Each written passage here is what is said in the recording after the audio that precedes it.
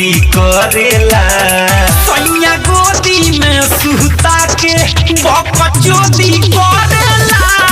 सैया गोदी में सुता के बकचोदी करेला सैया गोदी में सुता के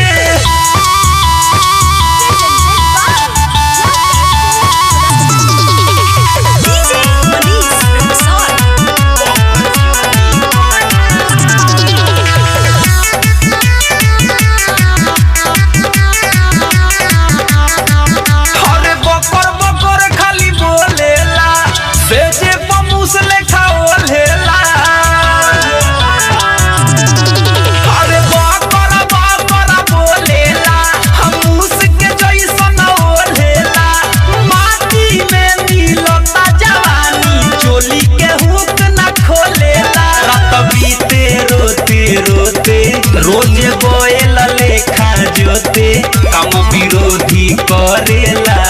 सैया गोदी में सुता के बकचोदी करेला सैया गोदी में सुता के बकचोदी करेला सैया गोदी में सुता के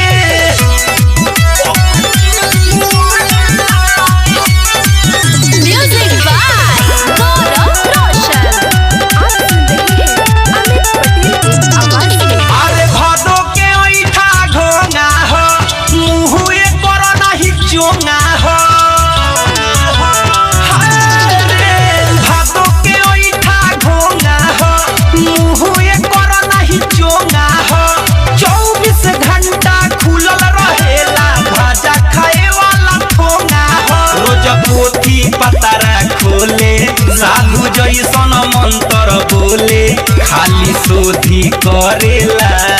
सैया गोदी में सुता के बकचोदी करेला